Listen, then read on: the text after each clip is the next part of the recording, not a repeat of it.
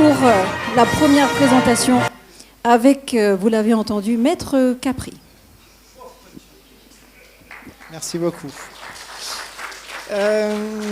Parfait, on rentre tout de suite dans le... Oh non, non, j'aime bien... Non, non, non. Oh, je ne peux pas me mettre là. C'est quel truc? C'est quel bouton? Quel bouton? Non, ok, c'est là, parfait. Ok,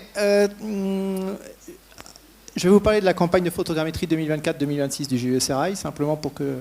C'est très rapide, c'est juste un petit post et une petite pastille pour que chacun ait en tête ce qu'il va avoir comme données en début d'année prochaine.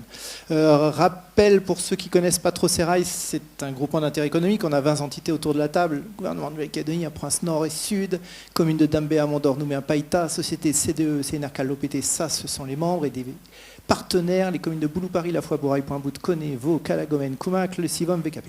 Ce groupement, il a deux objectifs principaux, produire de la donnée de référence et gérer une infrastructure, encore une infrastructure d'échange et de consultation des données, mais celle-là, elle existe depuis 30 ans, elle tourne.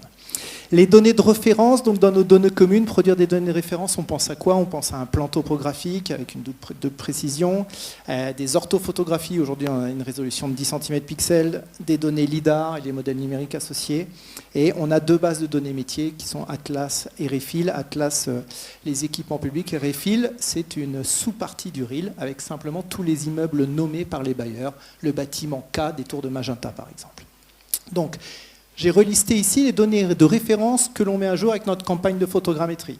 Notre plan topographique, qui a une double précision, 500e encore de voies de rue, et 2 millième, donc c'est ça qui va être mis à jour par notre campagne de photogrammétrie pour les zones privées, la maison, la clôture, la piscine. Les orthophotographies, évidemment, résolution de 10 cm pixels, et les données LIDAR, on refait une couverture complète.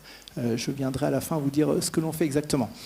Dans notre principe du GIE, avant 2024, puisque quand même la donne a un peu changé depuis 2024, c'est qu'on faisait tous les 2 ans une couverture de photogrammétrie.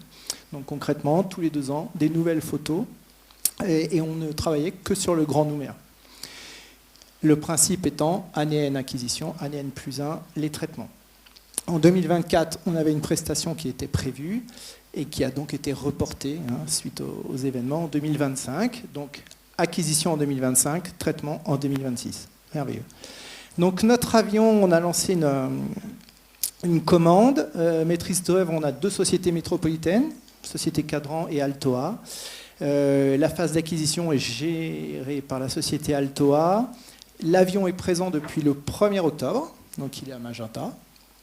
Et il est censé finir à la fin décembre, mais on peut continuer un peu plus, même si ça... L'objectif, c'est qu'il fasse tout ce qu'on lui demande. Voilà.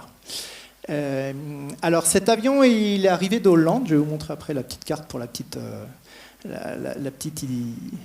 pastille rigolote. Et outre les 2 pilotes qui se relaient, on a 2 agents d'Altoa qui sont aussi sur le territoire, l'opérateur pour l'acquisition en vol et un ingénieur qui gère les données après le vol lui-même.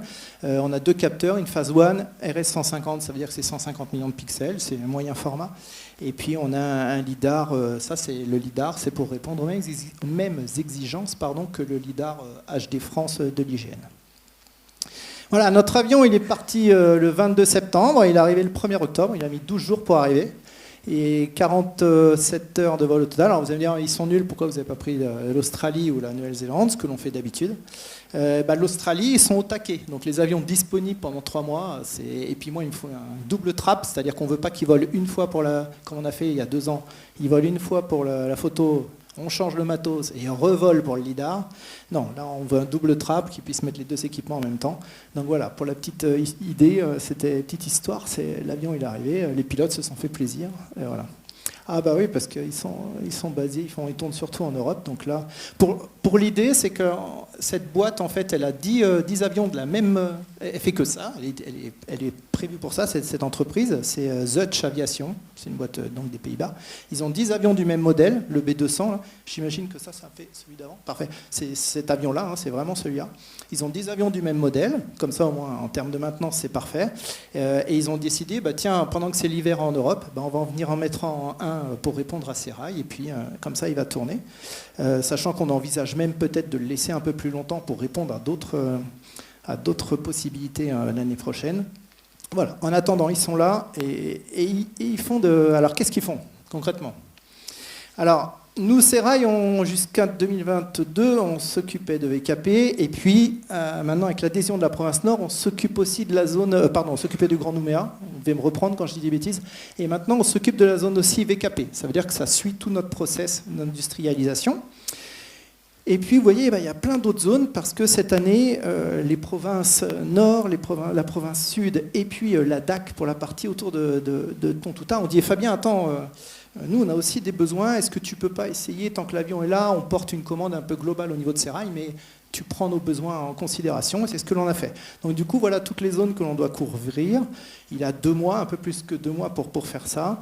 Concrètement, c'est à peu près à jour. Alors on souffre d'avoir une météo qui n'est pas extraordinaire, c'est-à-dire que oui, il fait beau, oui, il fait chaud, mais il y a plein de nuages, et il y a de la brume. Et ça, c'est pas du tout bien.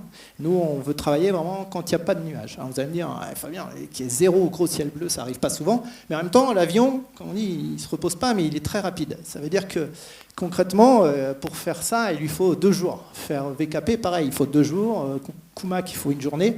Donc il faut qu'on ait cette météo. Si je dois faire un résumé, il a fait à peu près toutes les petites zones. Il lui manque aujourd'hui, il a terminé S8, là il est à 60%, mais il l'a terminé hier. Donc il nous manque l'île des Pins et les 3 grosses zones, même s'il a commencé à avancer. Moi, personnellement, je ne suis pas du tout pessimiste. Il va nous faire ça tranquille. Il a encore 1 mois pour le faire. Et là, avec l'angle solaire, on prend en compte la météo. Comme plus on se rapproche de la fin d'année, plus l'angle solaire est très haut de bonne heure. Ça veut dire qu'il peut opérer de bonne heure. Là, on n'a pas de nuages. Donc, ça veut dire qu'il peut attaquer à 8 heures. Donc, il va réussir à nous faire nos zones. Donc, voilà un peu tout ce qu'il va faire. Donc, vous voyez qu'il y a pas mal de terrain de jeu. Et donc, à quoi on s'attend sur toutes ces zones? Concrètement, en 2026, on va mettre à jour nos plans. Donc sur toutes ces zones-là, on va mettre à jour des plans. Alors, sauf les petits plans, la province sud, ça va se faire peut-être un peu plus tard, mais on n'aura pas des plans. Mais sur les grosses zones, on va avoir la mise à jour des plans, donc derrière du JDB, du DXF à la neige, évidemment. Du web service automatique en tuile vectorielle. Ça, maintenant, on fait les mises à jour automatiques. Deuxième trimestre, donc ça va être tout au long de l'année, parce que la mise à jour de Restit, c'est très très long. Parce que là, le gars, il regarde chaque plan, il doit changer la clôture, le pilier, enfin c'est très très long. Orthophotographie et résolution de 10 cm pixels, on l'attend pour le 2e trimestre 2026. Donc toujours la même chose pour ceux qui le souhaitent, il y a des Daltif, le CW. Mais on aura aussi le web service imagerie HD Serail qu'on a mis en place l'année dernière, il est mis en jour automatiquement. Elle n'en a pas parlé ce matin, Déborah, mais dans le cadre de l'explorateur, dorénavant, quand vous zoomez sur le Grand Nouméa, le service que vous voyez, l'image, la première, c'est celle qui vient de nos serveurs à nous, d'imagerie, dans lesquels maintenant, en 2024, on a fait un très gros travail pour incorporer directement les données drone. C'est-à-dire que quand la ville de Nouméa a fait une donnée drone, 24 heures après, elle est dans ce web service. 24 heures après, vous la voyez dans GeoRep, et dans 24 heures après, elle est dans les web services qui sont servis à nos membres et partenaires. Donc, c'est-à-dire que si vous zoomez, vous allez voir que, par exemple, à Lansvata, là où il y avait l'ancienne clinique, vous avez la mise à jour, le nouveau parc tout beau, tout propre, parce qu'on a eu la donnée drone. Et on a intégré plein de données drone, Ville du Mont-d'Or, la sécurité civile, voilà, toutes les données drone qu'on récupère, on les incorpore en temps réel, et là, pareil, dès qu'on aura validé nos données 2020, certainement en mai-juin, elles seront incorporées et tout de suite disponibles en web service. Et enfin, les données LIDAR, alors 2025, pour Serail qui transmet toutes ces données à ses membres et partenaires, mais aussi à tous les bureaux d'études et sous-traitants qui travaillent pour ses membres et partenaires, on a 80, je parle sous le couvert de Dan Kello, mais 80% des gens qui nous ont demandé des données, c'est de la donnée LIDAR. Ils ne demandent plus le fond de plan, ils demandent de la donnée LIDAR. Donc là, on va revenir avec notre fichier LAS découpé en dalles kilométriques, classifié sol sur sol. En 2020, on avait fait la classification 11 classes, mais ça coûte un bras et c'est pas tant utilisé, ce qui fait qu'on préfère faire plus avec les mêmes moyens financiers. Plus, mais on va revenir à du classification sol sur sol.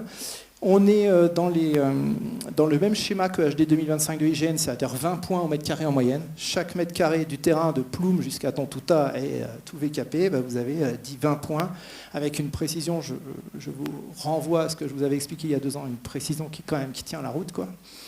Des MNT, MNE, CMNE découpés en dalles kilométriques au pas de 1 mètre, format ASCII grid, terrain, surface, élévation. Donc c'est-à-dire je peux cliquer à un point, l'arbre, et je vais savoir sa hauteur. Je peux cliquer sur une antenne OPT, il est parti, Steve.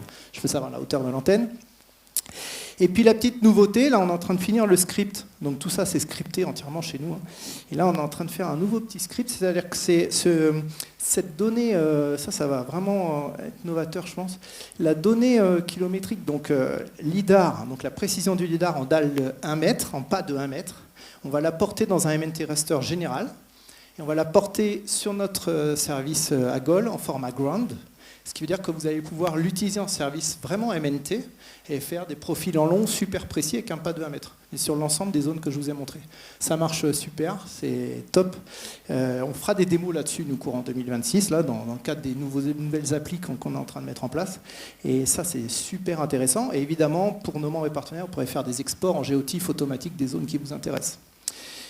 Et la petite note pour terminer, c'est qu'il y a des dizaines de milliers de photographies pour faire tout ça, et qu'évidemment, elles seront, comme on fait nous, portées progressivement, merci à la DI3T, dans la photothèque de la DI3T, pour que chacun puisse avoir consulté les photos qui sont prises une par une, quoi. Voilà, j'en ai terminé. Parfait. Merci beaucoup.